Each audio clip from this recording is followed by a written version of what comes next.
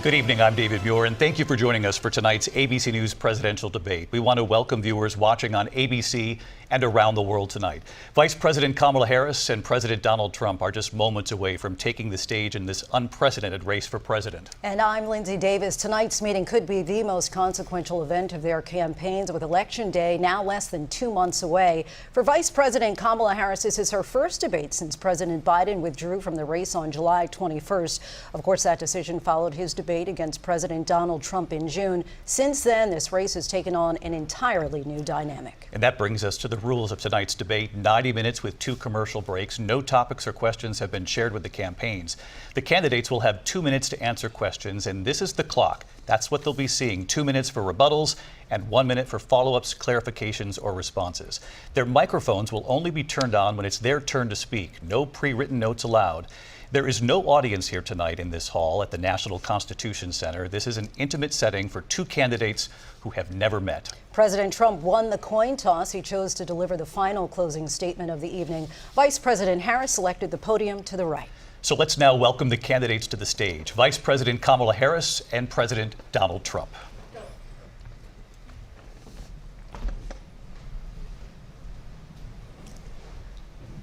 Kamala Harris. Let's have a good debate. Nice to see you. Have fun. Thank you. Welcome to you both. It's wonderful to have you. It's an honor to have you both here tonight. Good evening. We are looking forward to a spirited and thoughtful debate. So let's get started. I want to begin tonight with the issue that voters repeatedly say is their #1 issue, and that is the economy and the cost of living in this country. Vice President Harris, you and President Trump were elected 4 years ago, and your opponent on the stage here tonight often asks his supporters, are you better off than you were 4 years ago? When it comes to the economy, do you believe Americans are better off than they were 4 years ago?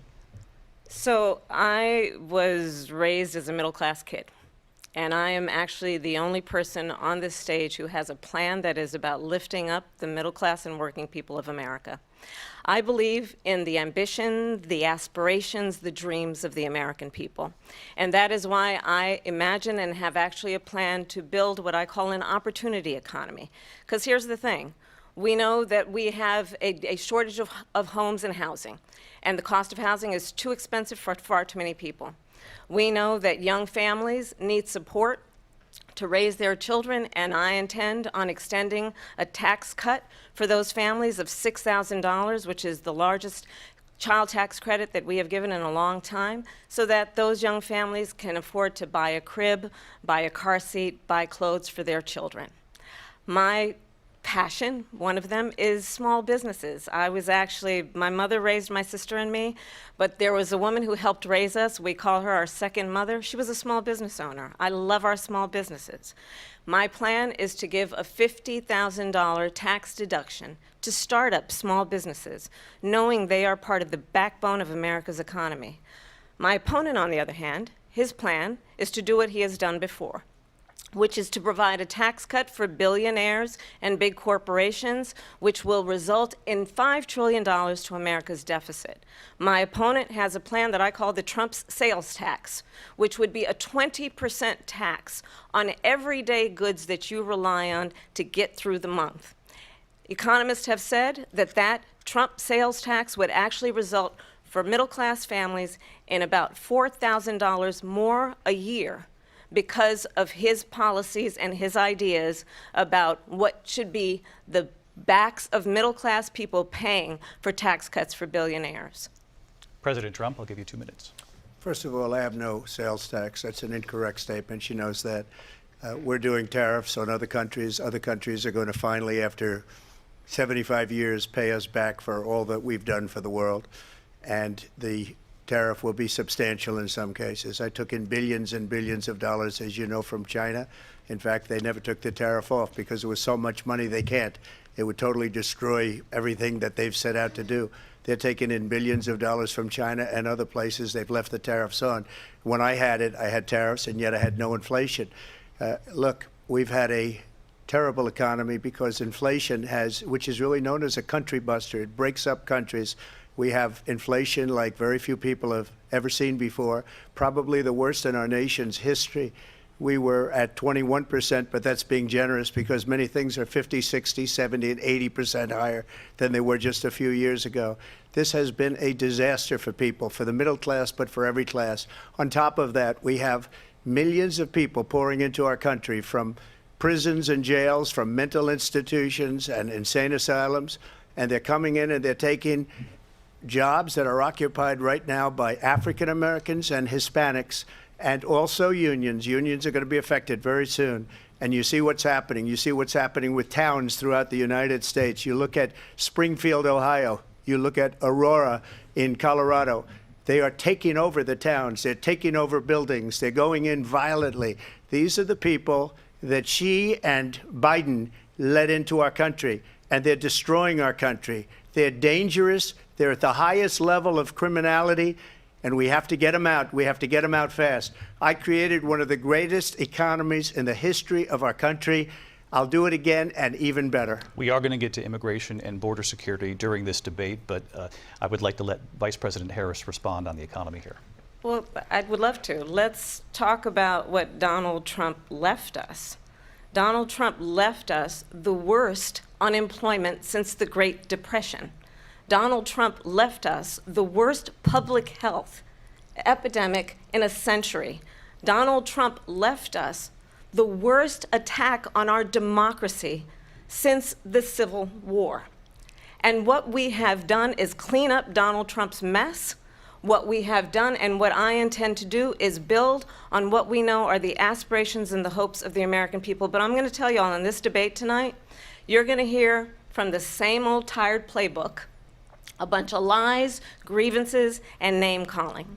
What you're going to hear tonight is a detailed and dangerous plan called Project 2025 that the former president intends on implementing if he were elected again. I believe very strongly that the American people want a president who understands the importance of bringing us together, knowing we have so much more in common than what separates us, and I pledge to you to be a president for all Americans. President Trump will give you a minute here to respond. Number one, I have nothing to do, as you know, and as she knows better than anyone, I have nothing to do with Project 2025. That's out there. I haven't read it. I don't want to read it purposely. I'm not going to read it. This was a group of people that got together. They came up with some ideas, I guess some good, some bad, but it makes no difference. I have nothing to do. Everybody knows I'm an open book. Everybody knows what I'm going to do. Cut taxes very substantially and create a great economy like I did before. We had the greatest economy. We got hit with a pandemic, and the pandemic was not since 1917, where 100 million people died, has there been anything like it. We did a phenomenal job with the pandemic. We handed them over a country where the economy and where the stock market was higher than it was before the pandemic came in. Nobody's ever seen anything like it. We made ventilators for the entire world. We got gowns, we got masks, we did things that nobody thought possible. And people give me credit for rebuilding the military. They give me credit for a lot of things, but not enough credit for the great job we did with the pandemic. But the only jobs they got were bounce back jobs. These were jobs bounced back, and it bounced back and it went to their benefit. But I was the one that created them. They know it, and so does everybody else. Vice President Harris, I'll let you respond. So Donald Trump has no plan for you. And when you look at his economic plan, it's all about tax breaks for the richest people. I am offering what I describe as an opportunity economy, and the best economists in our country, if not the world, have reviewed our relative plans for the future of America. What Goldman Sachs has said is that Donald Trump's plan would make the economy worse, mine would strengthen the economy. What the Wharton School has said is Donald Trump's plan would actually explode the deficit. 16 Nobel laureates have described his economic plan as something that would increase inflation and by the middle of next year would invite a recession. You just have to look at where we are and where we stand on the issues. And I'd invite you to know that Donald Trump actually has no plan for you because he is more interested in defending himself than he is in looking out for you. That's just a soundbite. They gave her that to say.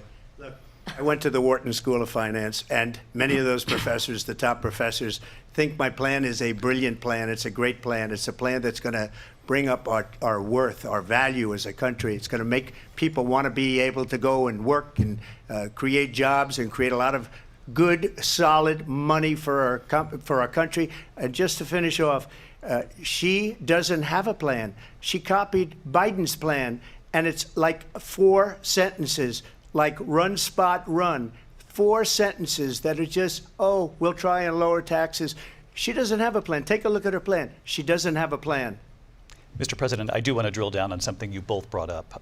The Vice President brought up your tariffs. You responded, and let's drill down on this, because your plan is what she calls is essentially a national sales tax. Your proposal calls for tariffs, as you pointed out here, on foreign imports across the board. You recently said that you might double your plan, imposing tariffs up to 20% on goods coming into this country. As you know, many economists say that with tariffs at that level, costs are then passed on to the consumer.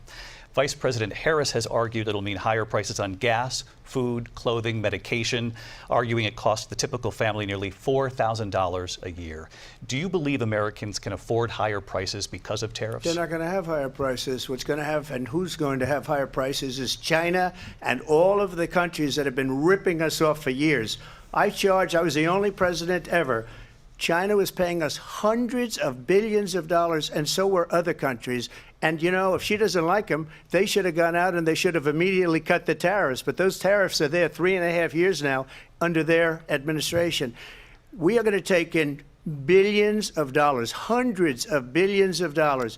I had no inflation, virtually no inflation. They had the highest inflation perhaps in the history of our country, because I've never seen a worse period of time. People can't go out and buy cereal or bacon or eggs or anything else. The people of our country are absolutely dying with what they've done. They've destroyed the economy. And all you have to do is look at a poll. The polls say 80 and 85 and even 90% that the Trump economy was great, that their economy was terrible. Vice President Harris, I do want to ask for your response, and you heard what the president said there, because the Biden administration did keep a number of the Trump tariffs in place. So how do you respond? Well, let's be clear that the Trump administration resulted in a trade deficit, one of the highest we've ever seen in the history of America. He invited trade wars. You want to talk about his deal with China? What he ended up doing is, under Donald Trump's presidency, he ended up selling American chips to China to help them improve and modernize their military, basically sold us out, when a policy about China should be in making sure the United States of America wins the competition for the 21st century, which means focusing on the details of what that requires, focusing on relationships with our allies, focusing on investing in American-based technology so that we win the race on AI, on quantum computing, focusing on what we need to do to support America's workforce so that we don't end up having on the short end of the stick in terms of workers' rights. But what Donald Trump did, let's talk about this, with COVID, is he actually thanked President Xi for what he did during COVID. Look at his tweet. "Thank you, President Xi," exclamation point, when we know that Xi was responsible for lacking and not giving us transparency about the origins of COVID. President Trump, I'll let you respond. First of all, they bought their chips from Taiwan. We hardly make chips anymore because of philosophies like they have and policies like they have. I don't say her because she has no policy. Everything that she believed 3 years ago and 4 years ago is out the window. She's going to my philosophy now. In fact, I was going to send her a MAGA hat. She's gone to my philosophy. But if she ever got elected, she'd change it. And it will be the end of our country. She's a Marxist. Everybody knows she's a Marxist. Her father's a Marxist professor in economics, and he taught her well. But when you look at what she's done to our country, and when you look at these millions and millions of people that are pouring into our country monthly, where it's, I believe, 21 million people, not the 15 that people say, and I think it's a lot higher than the 21. That's bigger than New York State pouring in. And just look at what they're doing to our country. They're criminals. Many of these people coming in are criminals. And that's bad for our economy, too. You know, you mentioned before, we'll talk about immigration later. Well, bad immigration is the worst thing that can happen to our economy. They have, and she has, destroyed our country with policy that's insane. Almost policy that you'd say they have to hate our country. President Trump, thank you. Lindsay? I want to turn to the issue of abortion. President Trump, you've often touted that you were able to kill Roe v. Wade. Last year, you said that you were proud to be the most pro-life president in American history. Then last month, you said that your administration would be great for women and their reproductive rights. In your home state of Florida, you surprised many with regard to your 6-week abortion ban because you initially had said that it was too short. And you said, quote, I'm going to be voting that we need more than 6 weeks. But then the very next day, you reversed course and said you would vote to support the 6-week ban. Vice President Harris says that women shouldn't trust you on the issue of abortion because you've changed your position so many times. Therefore, why should they trust you? Well, the reason I'm doing that vote is because the plan is, as you know, the vote is, they have abortion in the 9th month. They even have, and you can look at the governor of West Virginia, the previous governor of West Virginia, not the current governor, who's doing an excellent job, but the governor before, he said the baby will be born and we will decide what to do with the baby. In other words, we'll execute the baby. And that's why I did that, because that predominates, because they're radical. The Democrats are radical in that. And her vice presidential pick, which I think was a horrible pick, by the way, for our country, because he is really out of it. But her vice presidential pick says abortion in the 9th month is absolutely fine. He also says execution after birth. It's execution, no longer abortion, because the baby is born, is okay. And that's not okay with me, hence the vote. But what I did is something for 52 years. They've been trying to get Roe v. Wade into the states. And through the genius and heart and strength of 6 Supreme Court justices, we were able to do that. Now, I believe in the exceptions for rape, incest, and life of the mother. I believe strongly in it. Ronald Reagan did also. 85% of Republicans do. Exceptions. Very important. But we were able to get it, and now states are voting on it. And for the first time, you're going to see, look, this is an issue that's torn our country apart for 52 years. Every legal scholar, every Democrat, every Republican, liberal, conservative, they all wanted this issue to be brought back to the states where the people could vote. And that's what happened. Now, Ohio, the vote was somewhat liberal. Kansas, the vote was somewhat liberal, much more liberal than people would have thought. But each individual state is voting. It's the vote of the people now. It's not tied up in the federal government. I did a great service in doing it. It took courage to do it. And the Supreme Court had great courage in doing it. And I give tremendous credit to those 6 justices. There is no state in this country where it is legal to kill a baby after it's born. Madam Vice President, I want to get your response to President Trump. Well, as I said, you're going to hear a bunch of lies, and that's not actually a surprising fact. Let's understand how we got here. Donald Trump hand-selected 3 members of the United States Supreme Court with the intention that they would undo the protections of Roe v. Wade. And they did exactly as he intended. And now in over 20 states, there are Trump abortion bans, which make it criminal for a doctor or nurse to provide health care. In one state, it provides prison for life. Trump abortion bans that make no exception even for rape and incest, which understand what that means. A survivor of a crime of violation to their body does not have the right to make a decision about what happens to their body next. That is immoral. And one does not have to abandon their faith or deeply held beliefs to agree. The government, and Donald Trump certainly, should not be telling a woman what to do with her body. I have talked with women around our country. You want to talk about this is what people wanted? Pregnant women who want to carry a pregnancy to term, suffering from a miscarriage, being denied care in an emergency room because the healthcare providers are afraid they might go to jail, and she's bleeding out in a car in the parking lot. She didn't want that. Her husband didn't want that. A 12 or 13-year-old survivor of incest being forced to carry a pregnancy to term. They don't want that.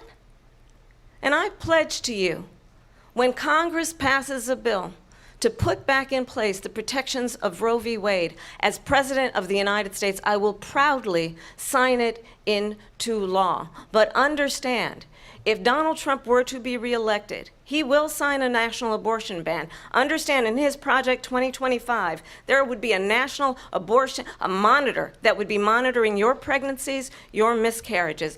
I think the American people believe that certain freedoms, in particular the freedom to make decisions about one's own body, should not be made by the government. Thank you, Vice President Harris. Well, there she goes again. It's a lie. I'm not signing a ban, and there's no reason to sign a ban because we've gotten what everybody wanted. Democrats, Republicans, and everybody else, and every legal scholar wanted it to be brought back into the states, and the states are voting. And it may take a little time, but for 52 years, this issue has torn our country apart, and they've wanted it back in the states. And I did something that nobody thought was possible. The states are now voting. What she says is an absolute lie. And as far as the abortion ban, no, I'm not in favor of abortion ban, but it doesn't matter because this issue has now been taken over by the states. Would you veto a national abortion ban if it came Well, to I your won't desk? have to because, again, two things. Number one, she said she'll go back to Congress. She'll never get the vote. It's impossible for her to get the vote, especially now with the 50-50, and essentially 50-50 in both Senate and the House. She's not going to get the vote. She can't get the vote. She won't even come close to it. So it's just talk. You know what it reminds me of? When they said they're going to get student loans terminated, and it ended up being a total catastrophe. The student loans, and then her, I think probably her boss, if you call him a boss, he spends all his time on the beach. But look, her boss went out and said, we'll do it again. We'll do it a different way. And he went out, got rejected again by the Supreme Court. So all these students got taunted with this whole thing about this whole idea. And how unfair that would have been, part of the reason they lost, to the millions and millions of people that had to pay off their student loans. They didn't get it for free. But they were saying it's the same way that they talked about that they talk about abortion. But if I could just get a yes or no, because your running mate, J.D. Vance, has said that you would veto it if it did come to your desk. Well, I didn't discuss it with J.D. In all fairness, J.D., and I don't mind if he has a certain view, but I think he was speaking for me, but I really didn't. Look, we don't have to discuss it because she'd never be able to get it, just like she couldn't get student loans. They couldn't get student loans. They didn't even come close to getting student loans. They taunted young people and a lot of other people that had loans. They can never get this approved. So it doesn't matter what she says about going to Congress. Well, wonderful. Let's go to Congress, do it. But the fact is that for years they wanted to get it out of Congress and out of the federal government, and we did something that everybody said couldn't be done. And now you have a vote of the people on abortion. Vice President Harris, I want to give you your time to respond, but I do want to ask, would you support any restrictions on a woman's right to an abortion? I absolutely support reinstating the protections of Roe v. Wade, and as you rightly mentioned, nowhere in America is a woman carrying a pregnancy to term and asking for an abortion. That is not happening. It's insulting to the women of America. And understand what has been happening under Donald Trump's abortion bans. Couples who pray and dream of having a family are being denied IVF treatments. What is happening in our country? Working people, working women who are working 1 or 2 jobs, who can barely afford childcare as it is, have to travel to another state to get on a plane sitting next to strangers to go and get the health care she needs. Barely can afford to do it, and what you are putting her through is unconscionable.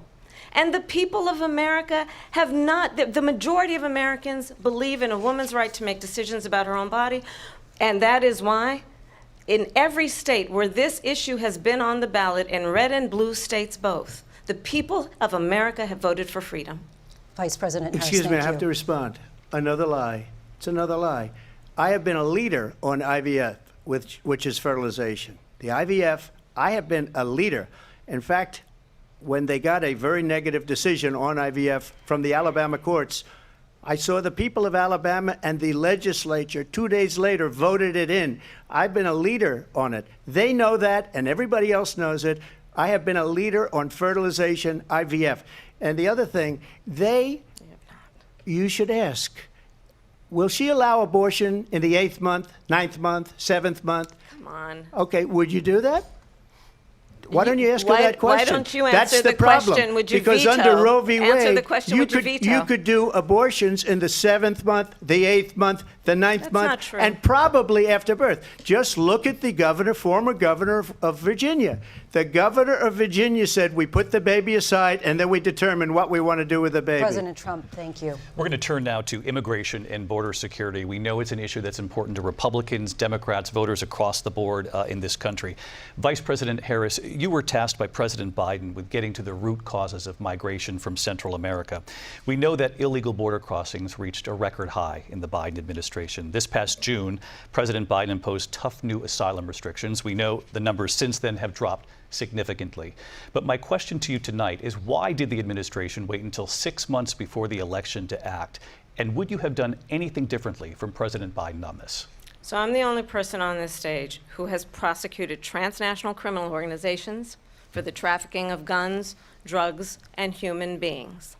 And let me say that the United States Congress, including some of the most conservative members of the United States Senate, came up with a border security bill which I supported. And that bill would have put 1,500 more border agents on the border to help those folks who are working there right now overtime, trying to do their job. It would have allowed us to stem the flow of fentanyl coming into the United States. I know there are so many families watching tonight who have been personally affected by the surge of fentanyl in our country. That bill would have put more resources to allow us to prosecute transnational criminal organizations for trafficking in guns, drugs, and human beings. But you know what happened to that bill? Donald Trump got on the phone, called up some folks in Congress, and said, kill the bill. And you know why? Because he'd prefer to run on a problem instead of fixing a problem. And understand, this comes at a time where the people of our country actually need a leader who engages in solutions, who actually addresses the problems at hand. But what we have in the former president is someone who would prefer to run on a problem instead of fixing a problem. And I'll tell you something, he's going to talk about immigration a lot tonight, even when it's not the subject that is being raised. And I'm going to actually do something really unusual, and I'm going to invite you to attend one of Donald Trump's rallies, because it's a really interesting thing to watch. You will see during the course of his rallies, he talks about fictional characters like Hannibal Lecter. He will talk about windmills cause cancer. And what you will also notice is that people start leaving his rallies early out of exhaustion and boredom. And I will tell you, the one thing you will not hear him talk about is you. You will not hear him talk about your needs, your dreams, and your desires. And I'll tell you, I believe you deserve a president who actually puts you first, and I pledge to you that I will. Vice President Harris, thank you. President Trump, on that point, I want to get your response. Well, I would like to respond. Let me just ask, though, why did you try to kill that bill, and successfully so, that would have put thousands of additional agents and officers on the border? First, let me respond as to the Please. rallies. She said people start leaving. People don't go to her rallies. There's no reason to go. And the people that do go, she's bussing them in and paying them to be there, and then showing them in a different light. So she can't talk about that. People don't leave my rallies. We have the biggest rallies, the most incredible rallies in the history of politics. That's because people want to take their country back. Our country is being lost. We're a failing nation. And it happened 3.5 years ago. And what's going on here, you're going to end up in World War III, just to go into another subject. What they have done to our country by allowing these millions and millions of people to come into our country, and look at what's happening to the towns all over the United States. And a lot of towns don't want to talk. It's not going to be Aurora or Springfield. A lot of towns don't want to talk about it because they're so embarrassed by it. In Springfield, they're eating the dogs, the people that came in. They're eating the cats. They're eating the pets of the people that live there. And this is what's happening in our country, and it's a shame. As far as rallies are concerned, as far as the reason they go is they like what I say. They want to bring our country back. They want to make America great again. It's a very simple phrase, make America great again. She's destroying this country, and if she becomes president, this country doesn't have a chance of success. Not only success, we'll end up being Venezuela on steroids.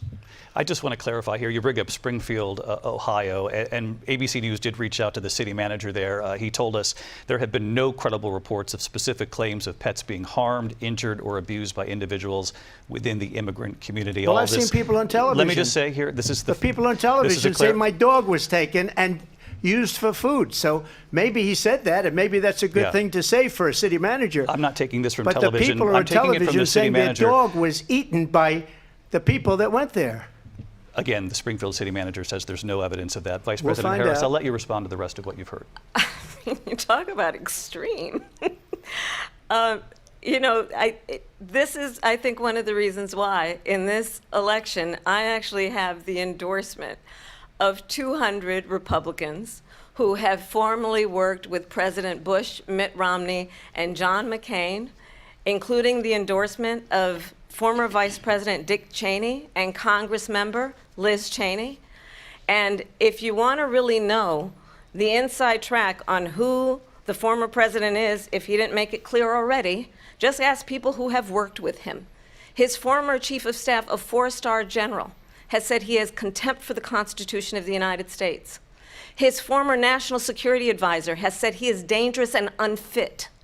His former Secretary of Defense has said the nation, the republic, would never survive another Trump term.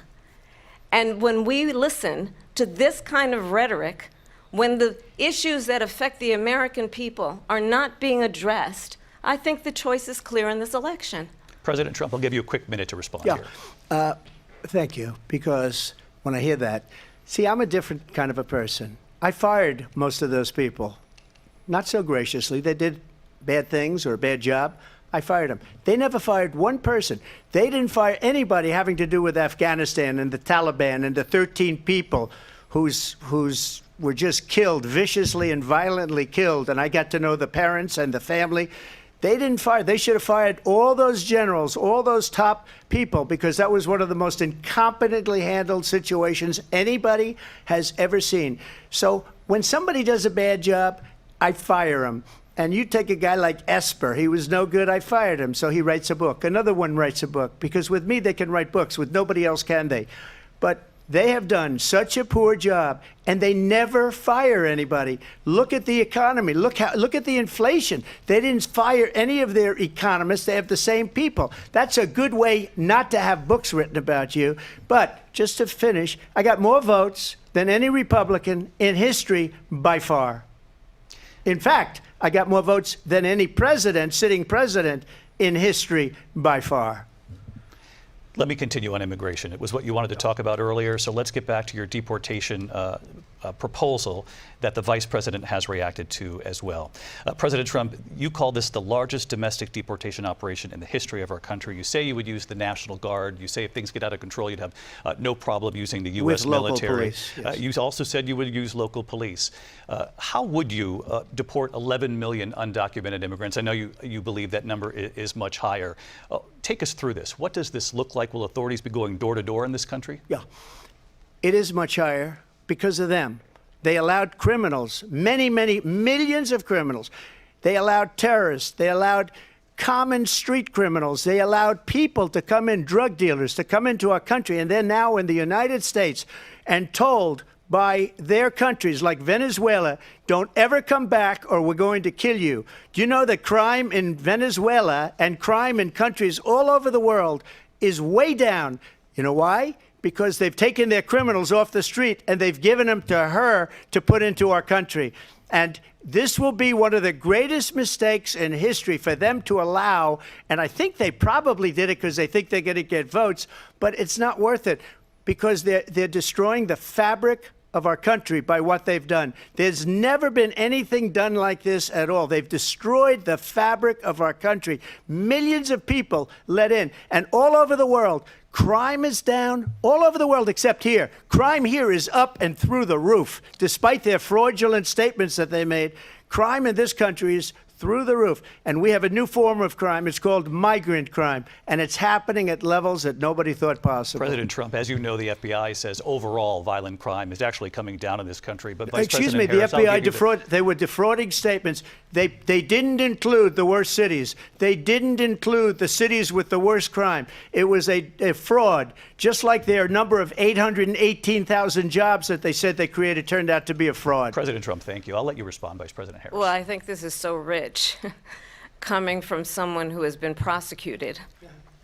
for national security crimes, economic crimes, election interference, has been found liable for sexual assault, and his next big court appearance is in November at his own criminal sentencing. And let's be clear where each person stands on the issue of what is important about respect for the rule of law and respect for law enforcement. The former vice president called for defunding federal law enforcement, 45,000 agents, get this, on the day after he was arraigned on 34 felony counts.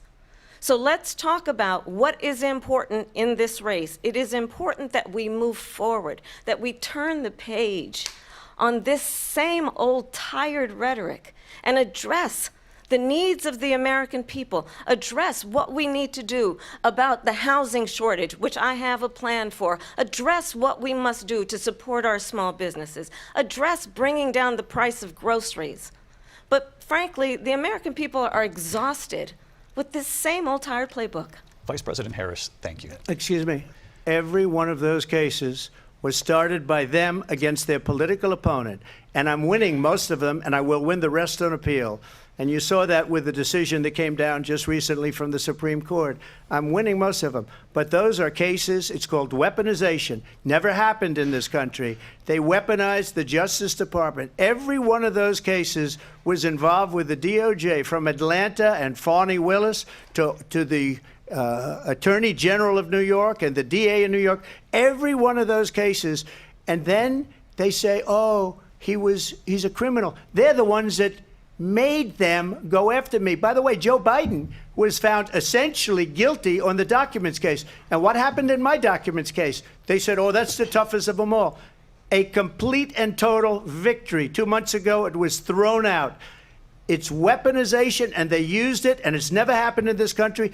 They used it to try and win an election. They're fake cases. President Trump, thank you. A really quick response here, Vice President Harris, on this notion of weaponization of the Justice Department. Well, let's talk about extreme and understand the context in which this election in 2024 is taking place.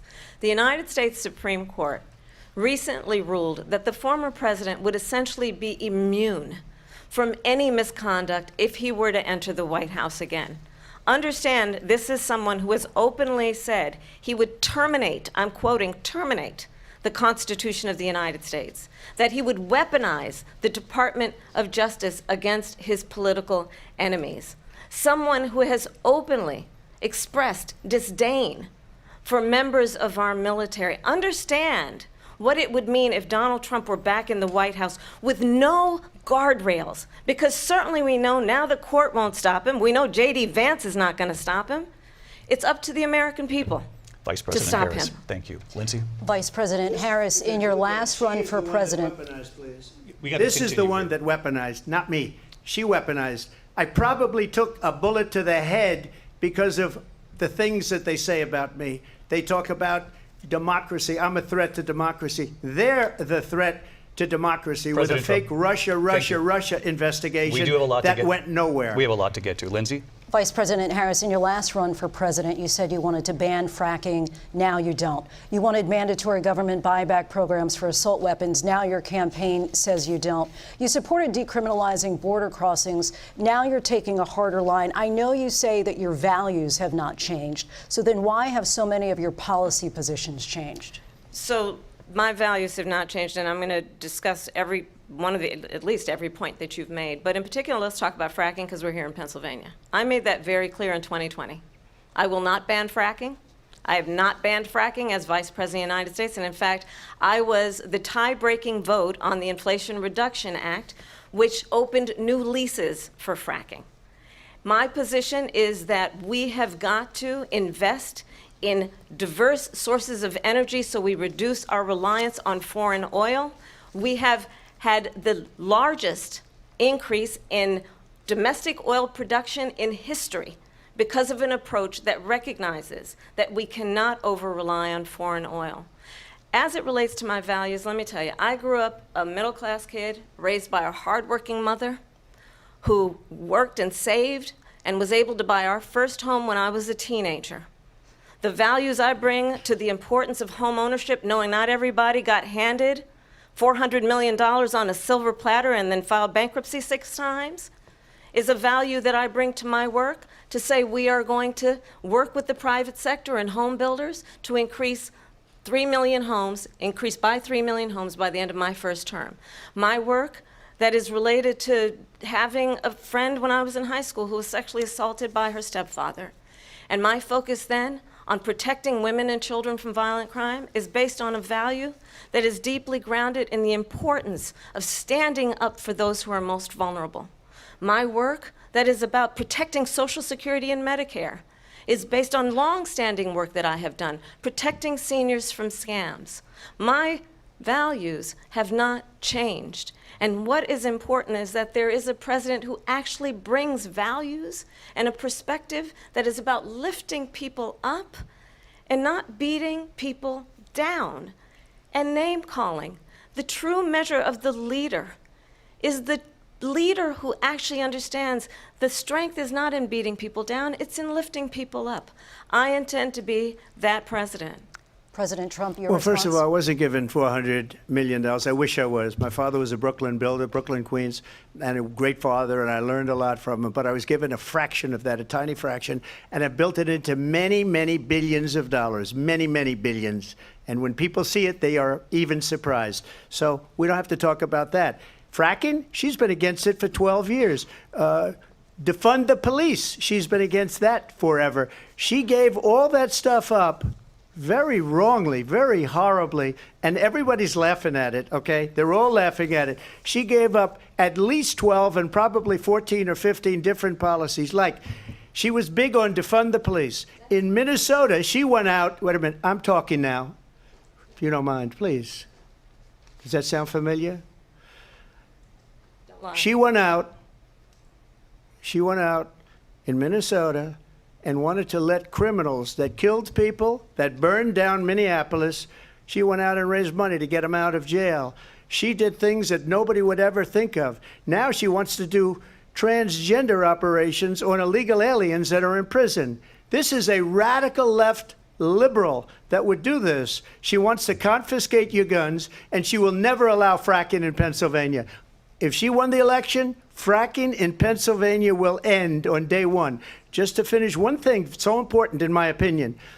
So I got the oil business going like nobody has ever done before. When they took over, they got rid of it, started getting rid of it, and the prices were going up the roof. They immediately let these guys go to where they were. I would have been 5 times, 4 times, 5 times higher, because you're talking about 3.5 years ago. They got it up to where I was because they had no choice, because the prices of energy were quadrupling and doubling. You saw what happened to gasoline. So they said, let's go back to Trump. But if she won the election, the day after that election, they'll go back to destroying our country, and oil will be dead, fossil fuel will be dead, we'll go back to windmills, and we'll go back to solar, where they need a whole desert to get some energy to come out. You ever see a solar plant? By the way, I'm a big fan of solar, but they take 400, President 500 acres of desert President soil. Trump, we have a These lot are of not good issues things that we for the have to get environment, to. as We're she out of time. understands. Thank you. Lindsay, thank you. We have an election in just 56 days. And I want to talk about the peaceful transfer of power, which, of course, we all know is a cornerstone of our democracy, and the role of a president in a moment of crisis. Mr. President, on January 6th, you told your supporters to march to the Capitol. You said you would be right there with them.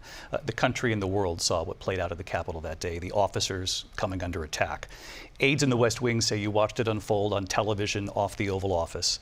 You did send out tweets, but it was more than 2 hours before you sent out that video message telling your supporters to go home. Is there anything you regret about what you did on that day?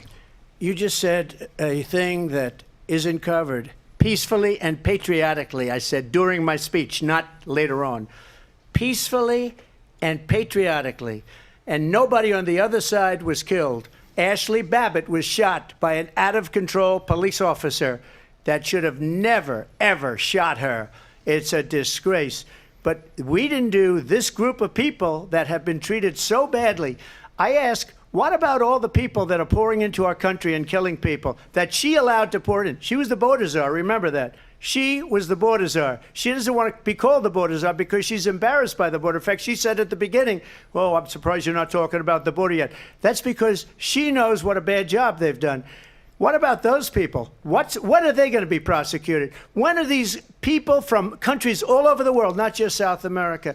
They're coming in from all over the world, David, all over the world.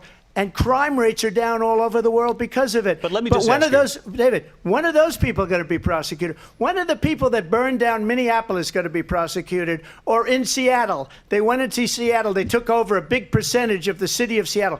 When are those people going to be prosecuted? But let me just ask You might ask her that question. You were the president. You were watching it unfold on television. It's a very simple question as we move forward toward another election. Is there anything you regret about what you did on that day? Yes or no? I had nothing to do with that other than they asked me to make a speech. I showed up for a speech. I said, I think it's going to be big.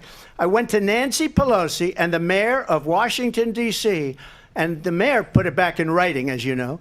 I said, you know, this is going to be a very big rally or whatever you want to call it. And again, it wasn't done by me. It was done by others. I said, I'd like to give you 10,000 National Guard or soldiers. They rejected me. Nancy Pelosi rejected me. It was just 2 weeks ago. Her daughter has a tape of her saying she is fully responsible for what happened. They want to get rid of that tape. It would have never happened if Nancy Pelosi and the mayor of Washington did their jobs. I wasn't responsible for security. Nancy Pelosi was responsible. She didn't do her job. The question was about you as president, not about former Speaker Pelosi, but I do want Vice President Harris to respond here. I was at the Capitol on January 6th. I was the vice president-elect. I was also an acting senator. I was there. And on that day, the President of the United States incited a violent mob to attack our nation's capital, to desecrate our nation's capital. On that day, 140 law enforcement officers were injured, and some died.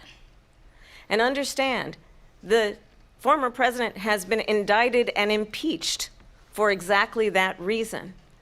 But this is not an isolated situation. Let's remember Charlottesville, where there was a mob of people carrying tiki torches, spewing anti-Semitic hate. And what did the president then at the time say? There were fine people on each side.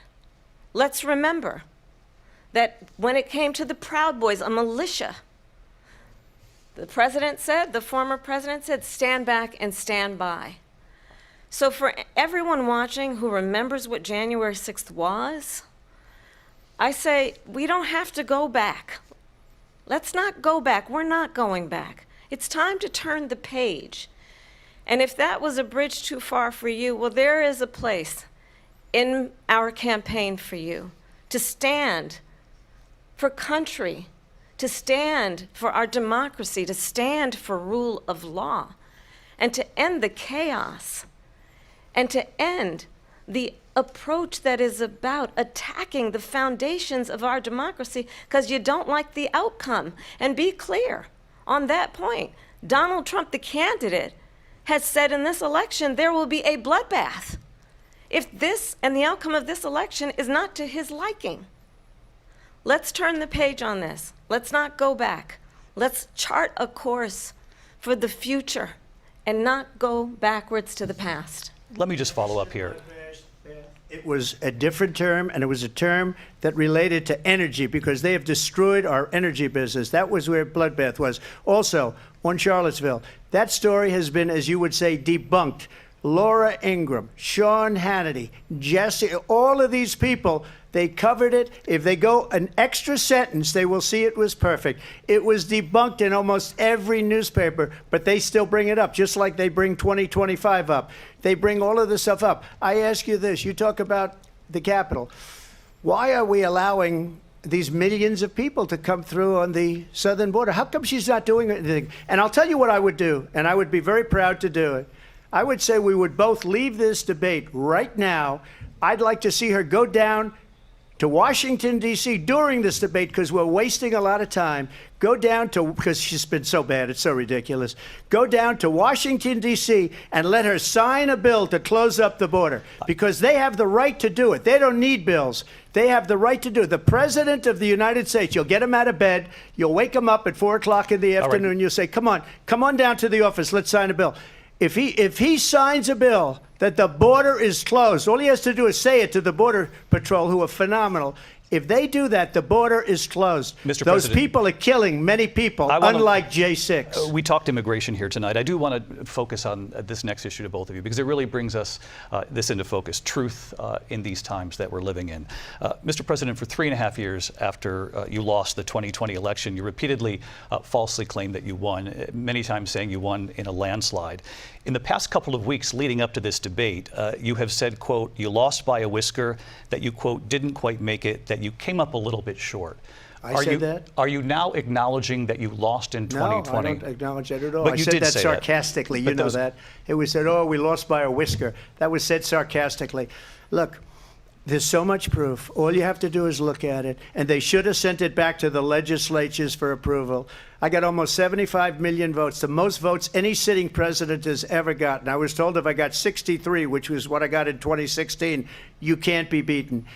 The election, people should never be thinking about an election as fraudulent. We need two things. We need walls, and we have to have it. We have to have borders, and we have to have good elections. Our elections are bad. And a lot of these illegal immigrants coming in, they're trying to get them to vote. They can't even speak English. They don't even know what country they're in practically. And these people are trying to get them to vote. And that's why they're allowing them to come into our country. I did watch all of these pieces of video. I didn't detect the sarcasm, lost by a whisker, we didn't quite make it. And we should just point out here as clarification, and you know this, you and your allies, 60 cases in front of many judges, many of them Republican. No judge looked at it. And said they there was said no we didn't have widespread standing. fraud. That's the other thing. They said we didn't have standing, a technicality. Can you imagine a system where a person in an election doesn't have standing? The President of the United States doesn't have standing. That's how we lost. If you look at the facts, and I'd love to have you'll do a special on it. I'll show you Georgia, and I'll show you Wisconsin, and I'll show you Pennsylvania, and I'll show you. We have so many facts and statistics, but you know what? That doesn't matter, because we have to solve the problem that we have right now. That's old news. And the problem that we have right now is we have a nation in decline, and they have put it into decline. We have a nation that is dying, David. Mr. President, thank you. Vice President Harris, you heard the president there tonight. He said he didn't say that he lost by a whisker. So he still believes he did not lose the election that was won by President Biden and yourself. But I do want to ask you about something that's come up in the last couple of days. This was a post from President Trump about this upcoming election just weeks away. He said, when I win, those people who cheated, and then he lists donors, voters, election officials, he says will be prosecuted to the fullest extent of the law, which will include long-term prison sentences. One of your campaign's top lawyers responded saying, we won't let Donald Trump intimidate us. We won't let him suppress the vote. Is that what you believe he's trying to do here? Donald Trump was fired by 81 million people. So let's be clear about that. And clearly he is having a very difficult time processing that. But we cannot afford to have a president of the United States who attempts, as he did in the past, to upend the will of the voters in a free and fair election. And I'm going to tell you that I have traveled the world as Vice President of the United States, and world leaders are laughing at Donald Trump. I have talked with military leaders, some of whom worked with you, and they say you're a disgrace. And when you then talk in this way in a presidential debate and deny what over and over again are court cases you have lost because you did in fact lose that election, it leads one to believe that perhaps we do not have in the candidate to my right the temperament or the ability to not be confused about fact. That's deeply troubling, and the American people deserve better. I'll give you 1 minute to respond, Mr. President. Let me just tell you about world leaders. Viktor Orban, one of the most respected men, they call him a strong man. He's a tough person, smart, Prime Minister of Hungary. They said, why is the whole world blowing up? 3 years ago it wasn't. Why is it blowing up? He said, because you need Trump back as president. They were afraid of him. China was afraid, and I don't like to use the word afraid, but I'm just quoting him. China was afraid of him. North Korea was afraid of him. Look at what's going on with North Korea, by the way. He said Russia was afraid of him. I ended the Nord Stream 2 pipeline, and Biden put it back on day one, but he ended the XL pipeline. The XL pipeline in our country, he ended that. But he let the Russians build a pipeline going all over Europe and heading into Germany, the biggest pipeline in the world.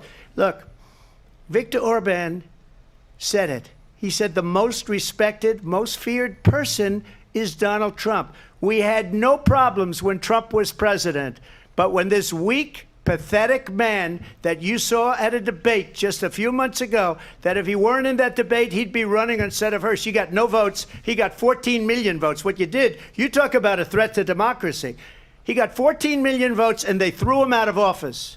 And you know what? I'll give you a little secret. He hates her. He can't stand her. But he got 14 million votes. They threw him out. She got 0 votes. And when she ran, she was the first one to leave because she failed. And now she's running. I don't understand it, but I'm okay with it because your time is I think up. we're Thank going to you. do very well. We've got a lot more to get to. Turning now to the Israel-Hamas war and the hostages who are still being held, Americans among them. Vice President Harris, in December, you said, quote, Israel has a right to defend itself, but you added, quote, it matters how, saying international humanitarian law must be respected. Israel must do more to protect innocent civilians. You said that 9 months ago. Now an estimated 40,000 Palestinians are dead. Nearly 100 hostages remain. Just last week, Prime Minister Benjamin Netanyahu said there's not a deal in the making. President Biden has not been able to break through the stalemate. How would you do it? Well, let's understand how we got here. On October 7, Hamas, a terrorist organization, slaughtered 1,200 Israelis. Many of them young people who were simply attending a concert. Women were horribly raped. And so absolutely, I said then, I say now, Israel has a right to defend itself. We would. And how it does so matters. Because it is also true, far too many innocent Palestinians have been killed. Children, mothers. What we know is that this war must end. It must end immediately, and the way it will end is we need a ceasefire deal and we need the hostages out.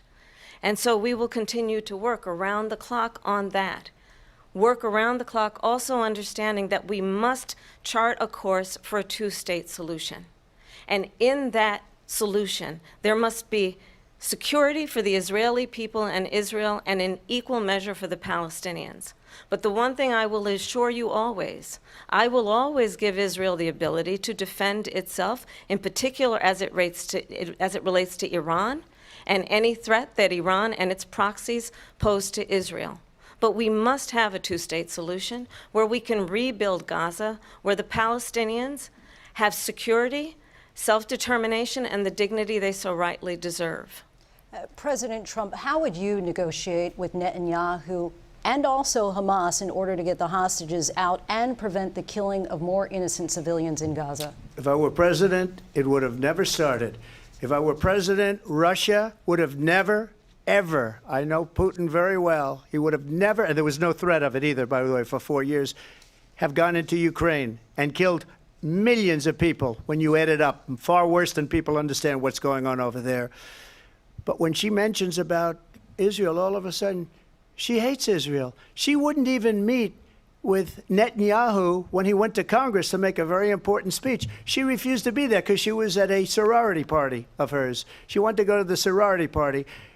She hates Israel.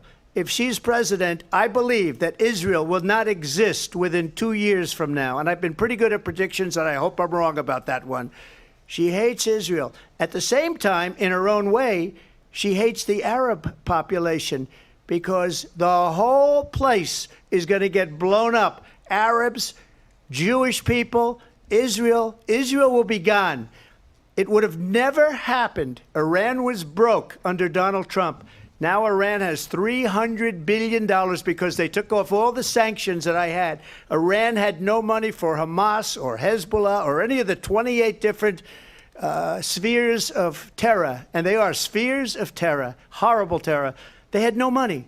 It was a big story, and you know it. You covered it very well, actually. They had no money for terror. They were broke. Now they're a rich nation, and now what they're doing is they're spreading that money around. Look at what's happening with the Houthis and Yemen. Look at what's going on in the Middle East. This would have never happened. I will get that settled and fast, and I'll get the war with Ukraine and Russia ended. If I'm president-elect, I'll get it done before even becoming president. Vice President Harris, he says you hate Israel. That's absolutely not true. I have my entire career and life supported Israel and the Israeli people. He knows that. He's trying to, again, divide and distract from the reality, which is it is very well known that Donald Trump is weak and wrong on national security and foreign policy. It is well known that he admires dictators, wants to be a dictator on day one, according to himself. It is well known that he said of Putin that he can do whatever the hell he wants and go into Ukraine. It is well known that he said when Russia went into Ukraine, it was brilliant. It is well known he exchanged love letters with Kim Jong-un. And it is absolutely well known that these dictators and autocrats are rooting for you to be president again because they're so clear. They can manipulate you with flattery and favors. And that is why so many military leaders who you have worked with have told me you are a disgrace. That is why we understand that we have to have a president who is not consistently weak and wrong on national security, including the importance of upholding and respecting in highest regard our military. Vice President Harris, thank you. They're the ones, and she's the one that caused it, that's weak on national security by allowing every nation last month for the year, 168 different countries sending people into our country. Their crime rates are way down.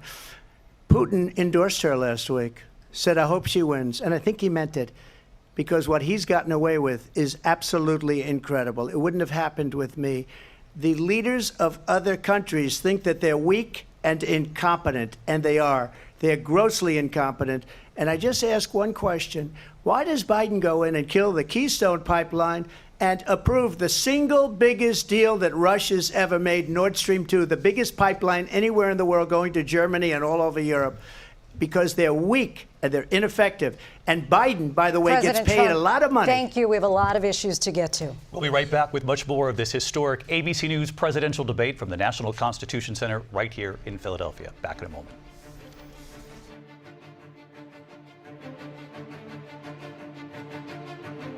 Welcome back to this historic ABC News presidential debate tonight. We're going to continue here, and I want to turn to the war in Ukraine. We're now 2.5 years into this conflict. Mr. President, it has been the position of the Biden administration that we must defend Ukraine from Russia, from Vladimir Putin, to defend their sovereignty, their democracy, that it's in America's best interest to do so, arguing that if Putin wins, he may be emboldened to move even further into other countries.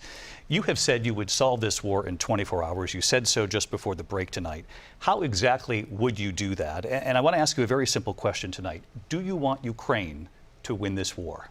I want the war to stop. I want to save lives that are being uselessly, people being killed by the millions. It's the millions. It's so much worse than the numbers that you're getting, which are fake numbers. Look, we're in for 250 billion or more, because they don't ask Europe, which is a much bigger beneficiary to getting this thing done than we are.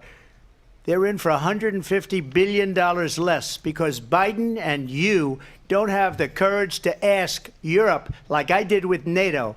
They paid billions and billions, hundreds of billions of dollars when I said, either you pay up or we're not going to protect you anymore. So that's maybe one of the reasons they don't like me as much as they like weak people.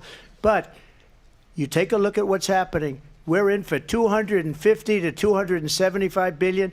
They're into 100 to 150. They should be forced to equalize. With that being said, I want to get the war settled. I know Zelensky very well, and I know Putin very well. I have a good relationship, and they respect your president, okay? They respect me. They don't respect Biden. How would you respect him? Why? For what reason? He hasn't even made a phone call in 2 years to Putin, hasn't spoken to anybody. They don't even try and get it. That is a war that's dying to be settled. I will get it settled before I even become president. If I win, when I'm president-elect, and what I'll do is I'll speak to one, I'll speak to the other, I'll get them together. That war would have never happened. And in fact, when I saw Putin after I left, unfortunately left because our country has gone to hell. But after I left, when I saw him building up soldiers, he did it after I left, I said, oh, he must be negotiating. It must be a good, strong point of negotiation. Well, it wasn't, because Biden had no idea how to talk to him. He had no idea how to stop it. And now you have millions of people dead, and it's only getting worse, and it could lead to World War III. Don't kid yourself, David. We're playing with World War III, and we have a president that we don't even know if he's... Where is our president? We don't even know if he's a president. And just to clarify they here... threw him out of a campaign like a dog. We don't even know. Is he our president? But we have a president, Mr. President, that doesn't know he's alive. Your time is up. Just to clarify in the question, do you believe it's in the U.S. best interest for Ukraine to win this war, yes or no? I think it's the U.S. best interest to get this war finished and just get it done. All right. Negotiate a deal, because we have to stop all of these human lives from being destroyed. I want to take this to Vice President Harris. I want to get your thoughts on support for Ukraine in this moment, but also, as Commander-in-Chief, if elected, how would you deal with Vladimir Putin, and would it be any different from what we're seeing from President Biden? Well, first of all, it's important to remind the former president, you're not running against Joe Biden, you're running against me. I believe the reason that Donald Trump says that this war would be over within 24 hours is because he would just give it up. And that's not who we are as Americans. Let's understand what happened here. I actually met with Zelensky a few days before Russia invaded, tried through force to change territorial boundaries, to defy one of the most important international rules and norms, which is the importance of sovereignty and territorial integrity. And I met with President Zelensky. I shared with him American intelligence about how he could defend himself. Days later, I went to NATO's eastern flank, to Poland and Romania. And through the work that I and others did, we brought 50 countries together to support Ukraine in its righteous defense. And because of our support, because of the air defense, the ammunition, the artillery, the javelins, the Abrams tanks that we have provided, Ukraine stands as an independent and free country. If Donald Trump were president, Putin would be sitting in Kyiv right now. And understand what that would mean, because Putin's agenda is not just about Ukraine. Understand why the European allies and our NATO allies are so thankful that you are no longer president, and that we understand the importance of the greatest military alliance the world has ever known, which is NATO, and what we have done to preserve the ability of Zelensky and the Ukrainians to fight for their independence.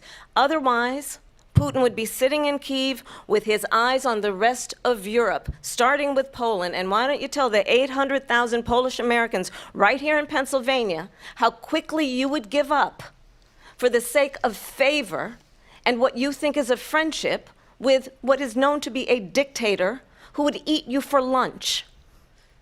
Vice President Harris, thank you. We've heard from both of you on Ukraine tonight. Afghanistan came up in the last hour. I wanted her to respond to something you said earlier, and please, I'll give you a minute here. Putin would be sitting in Moscow, and he wouldn't have lost 300,000 men and women, but he would have been sitting in Moscow. Quiet, please. He would have been sitting in Moscow much happier than he is right now. But eventually, you know, he's got a thing that other people don't have. He's got nuclear weapons. They don't ever talk about that. He's got nuclear weapons. Nobody ever thinks about that. And eventually, maybe he'll use them, and maybe he hasn't been that threatening, but he does have that. something we don't even like to talk about. Nobody likes to talk about it. But just so you understand, they sent her to negotiate peace before this war started. 3 days later, he went in and he started the war because everything they said was weak and stupid. They said the wrong things. That war should have never started. She was the emissary. They sent her in to negotiate with Zelensky and Putin, and she did. And the war started 3 days later. Vice And President- that's the kind of talent we have with her. She's worse than Biden. In my opinion, I think he's the worst president in the history of our country. She goes down as the worst vice president in the history of our country. But let me tell you something. She is a horrible negotiator. They sent her in to negotiate. As soon as they left, Putin did the invasion. President Trump, thank you. You did bring up something. You said she went to negotiate with Vladimir Putin. Vice President Harris, have you ever met Vladimir Putin? Can you clarify tonight? Yet again, I said it at the beginning of this debate, you're going to hear a bunch of lies coming from this fellow. And that is another one. When I went to meet with President Zelensky, I've now met with him over 5 times. The reality is it has been about standing as America always should, as a leader upholding international rules and norms, as a leader who shows strength, understanding that the alliances we have around the world are dependent on our ability to look out for our friends and not favor our enemies because you adore strongmen instead of caring about democracy. And that is very much what is at stake here. The President of the United States is commander-in-chief. And the American people have a right to rely on a president who understands the significance of America's role and responsibility in terms of ensuring that there is stability and ensuring we stand up for our principles and not sell them for the benefit of personal flattery. We've talked about Ukraine and Vladimir Putin. I do want to talk about Afghanistan. It came up in the first hour of this debate. I want to move on to Afghanistan. Stoltenberg said Trump did the most amazing thing I've ever seen. He got these countries, the 28 countries at the time, to pay up. He said, I've never seen. He's the head of NATO. He said, I've never seen. For years, we were paying almost all of NATO. We were being ripped off by European nations, both on trade and on NATO. I got them to pay up by saying one of the statements you made before, if you don't pay, we're not going to protect you. President Otherwise, Trump. we would have never gotten it. He said it was one of the most incredible jobs that he's ever seen done. Thank you. I want to turn to Afghanistan. It came up in the first hour of the debate, and we witnessed a poignant moment today on Capitol Hill, honoring the soldiers who died in the chaotic withdrawal from Afghanistan. I do want to ask the Vice President, do you believe you bear any responsibility in the way that withdrawal played out? Well, I will tell you, I agreed with President Biden's decision to pull out of Afghanistan. 4 presidents said they would, and Joe Biden did. And as a result, America's taxpayers are not paying the $300 million a day we were paying for that endless war. And as of today, there is not one member of the United States military who is in active duty in a combat zone in any war zone around the world, the first time this century. But let's understand how we got to where we are. Donald Trump, when he was president, negotiated one of the weakest deals you can imagine. He calls himself a deal maker. Even his national security advisor said it was a weak, terrible deal. And here's how it went down. He bypassed the Afghan government. He negotiated directly with a terrorist organization called the Taliban. The negotiation involved the Taliban getting 5,000 Taliban terrorists released. And get this, and the president at the time invited the Taliban to Camp David, a place of storied significance for us as Americans, a place where we honor the importance of American diplomacy, where we invite and receive respected world leaders. And this former president, as president, invited them to Camp David because he does not again appreciate the role and responsibility of the President of the United States to be commander-in-chief with a level of respect. And this gets back to the point of how he has consistently disparaged and demeaned members of our military, fallen soldiers, and the work that we must do to uphold the strength and the respect of the United States of America around the world. Vice President Harris, thank you. President Trump, your response to her saying that you began the Yeah, negotiations thank with you. the Taliban. So, if you take a look at that period of time, the Taliban was killing our soldiers, a lot of them, with snipers. And I got involved with the Taliban because the Taliban was doing the killing. That's the fighting force within Afghanistan. They don't bother doing that because, they deal with the wrong people all the time. But I got involved. And Abdul is the head of the Taliban. He is still the head of the Taliban. And I told Abdul, don't do it anymore. You do it anymore, you're going to have problems. And he said, why do you send me a picture of my house? I said, you're going to have to figure that out, Abdul. And for 18 months, we had nobody killed. We did have an agreement negotiated by Mike Pompeo. It was a very good agreement. The reason it was good, we were getting out. We would have been out faster than them, but we wouldn't have lost the soldiers. We wouldn't have left many Americans behind, and we wouldn't have left $85 billion worth of brand new, beautiful military equipment behind. And just to finish, they blew it. The agreement said you have to do this, and they didn't do it. They didn't do it. The agreement was terminated by us because they didn't do what they were supposed to do. I want to move on. And these people did the worst withdrawal, and in my opinion, the most embarrassing moment in the history of our country. And by the way, that's why Russia attacked Ukraine, because they saw how incompetent she and her boss are. President Trump, thank you. I want to move on now to race and politics in this country. Mr. President, you recently said of Vice President Harris, quote, I didn't know she was black until a number of years ago when she happened to turn black, and now she wants to be known as black. I want to ask a bigger picture question here tonight. Why do you believe it's appropriate to weigh in on the racial identity of your opponent? I don't, and I don't care. I don't care what she is. I don't care. You make a big deal out of something. I couldn't care less. Whatever she wants to be is okay with me. But those were your words, so I'm I asking. don't know. I mean, all I can say is I read where she was not black, that she put out, and I'll say that. And then I read that she was black, and that's okay. Either one was okay with me. That's up to her. That's up to her. Vice President Harris, your thoughts on this? I think honestly, I think it's a tragedy that we have someone who wants to be president who has consistently, over the course of his career, attempted to use race to divide the American people. I do believe that the vast majority of us know that we have so much more in common than what separates us, and we don't want this kind of approach that is just constantly trying to divide us, and especially by race. And let's remember how Donald Trump started. He was land, he owned buildings, and he was investigated because he refused to rent property to black families. Let's remember, this is the same individual who took out a full-page ad in the New York Times calling for the execution of 5 young black and Latino boys who were innocent, the Central Park 5. Took out a full-page ad calling for their execution. This is the same individual who spread birther lies about the first black president of the United States.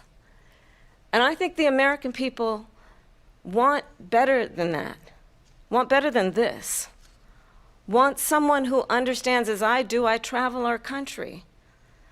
We see in each other a friend. We see in each other a neighbor. We don't want a leader who is constantly trying to have Americans point their fingers at each other.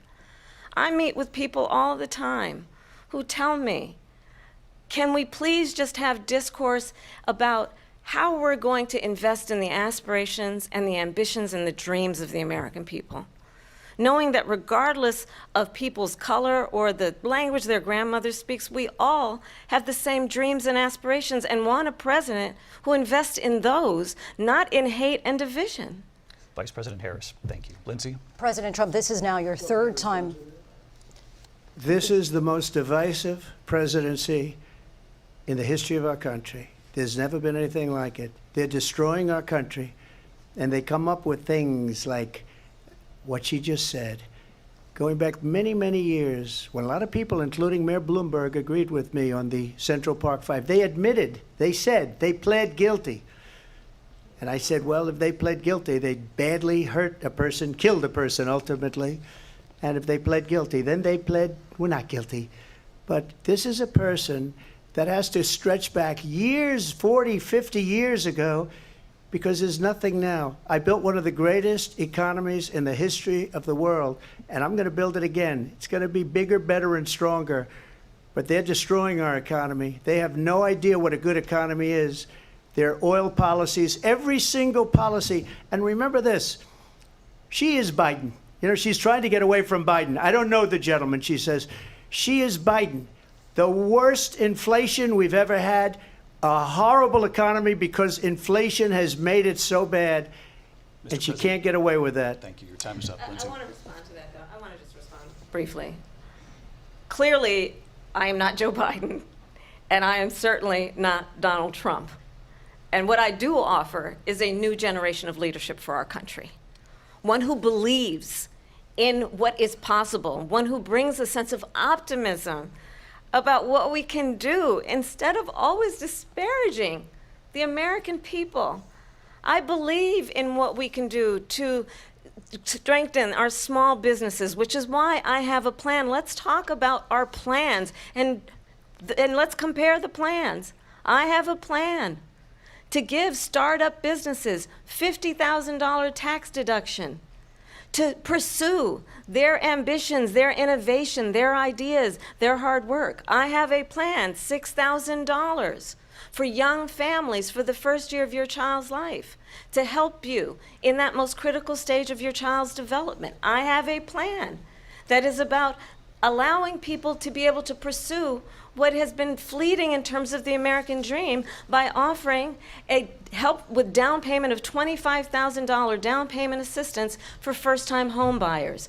That's the kind of conversation, I believe, David, that people really want tonight, as opposed to a conversation that is constantly about belittling and name-calling.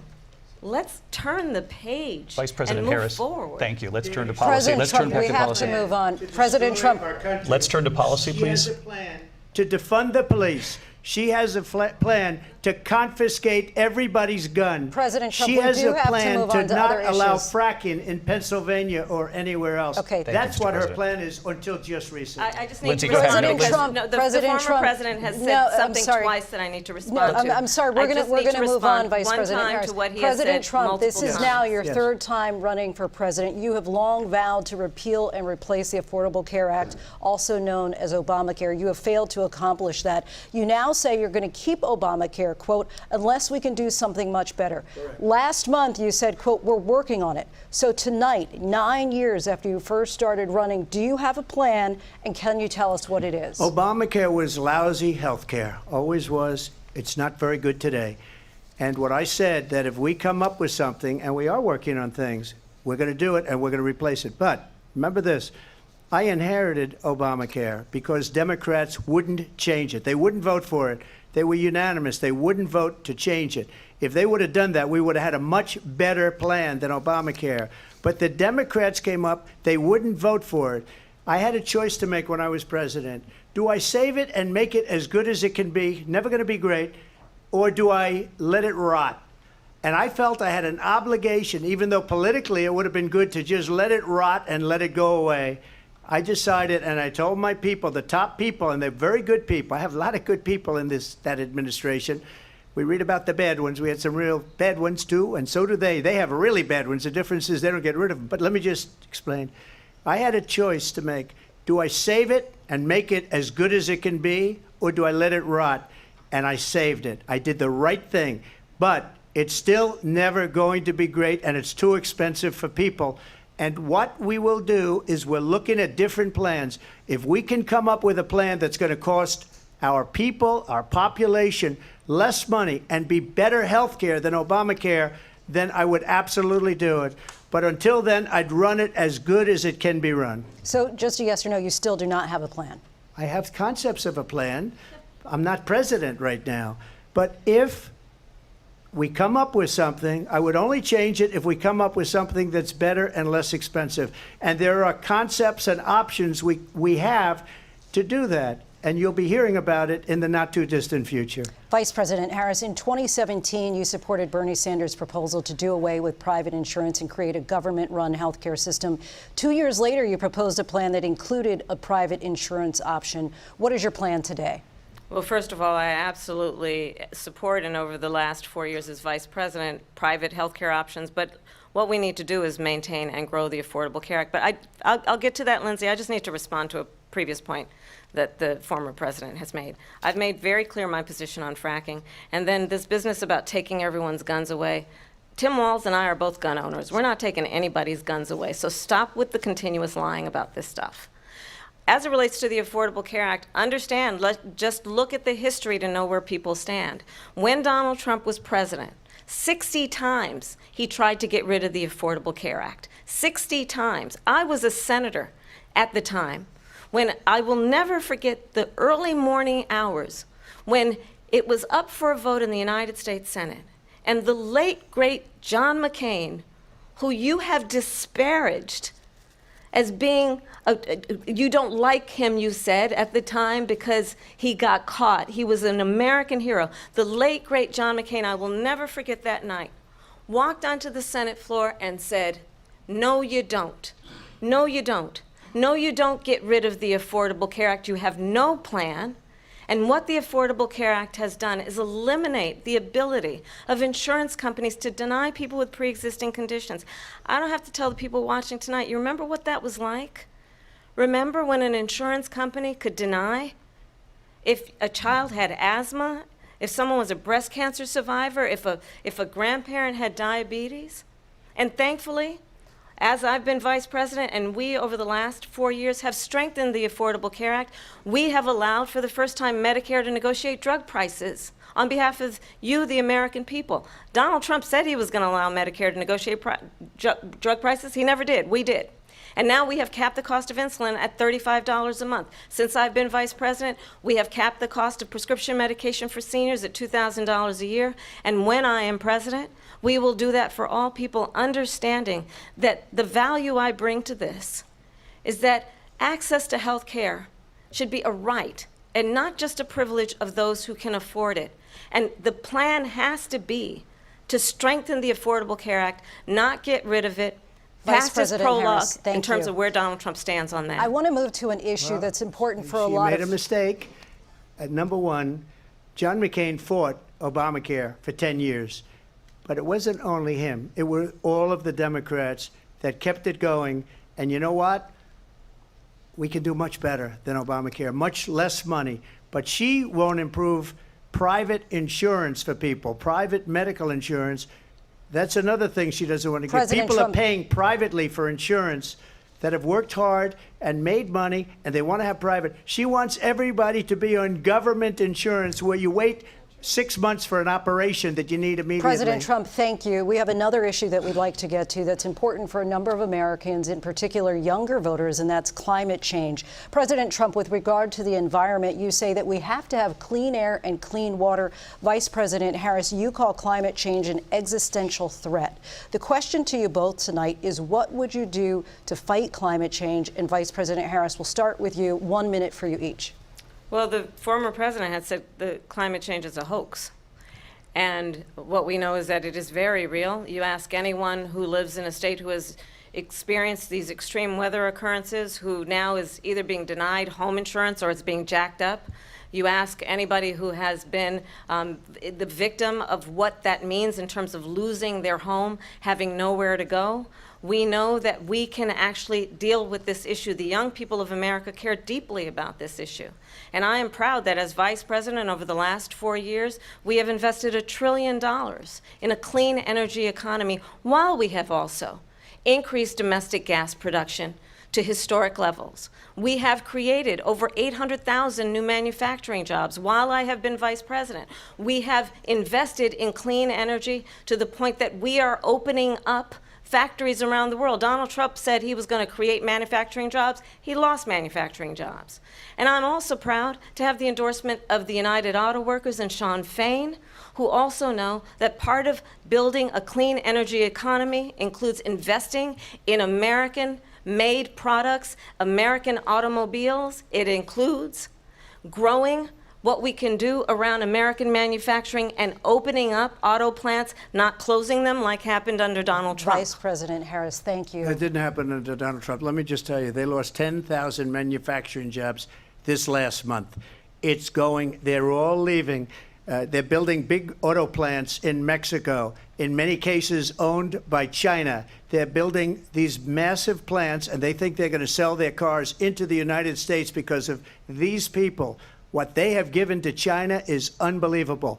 But we're not going to let that. We'll put tariffs on those cars so they can't come into our country, because they will kill the United Auto Workers and any auto worker, whether it's in Detroit or South Carolina or any other place. What they've done to business and manufacturing in this country is horrible. We have nothing because they refuse. You know, Biden doesn't go after people because supposedly China paid him millions of dollars. He's afraid to do it. Between him and his son, they get all this money from Ukraine. They get all this money from all of these different countries. And then you wonder, why is he so loyal to this one, that one, Ukraine, China? Why is he? Why did he get $3.5 million from the mayor of Moscow's wife? Why did she pay him $3.5 million? This is a crooked administration, and they're selling our country down the tubes. President Trump, thank you. Thank you. We'll be right back with closing statements from both of our candidates. An historic night, this ABC News presidential debate from Philadelphia. Back in a moment.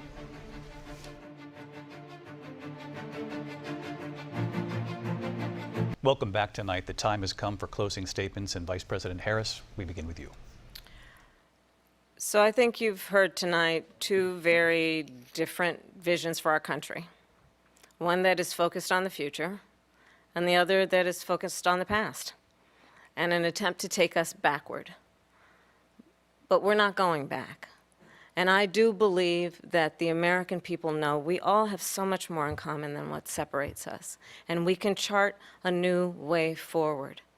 And a vision of that includes having a plan, understanding the aspirations, the dreams, the hopes, the ambition of the American people, which is why I intend to create an opportunity economy, investing in small businesses, in new families, in what we can do around protecting seniors, what we can do that is about giving hardworking folks a break and bringing down the cost of living.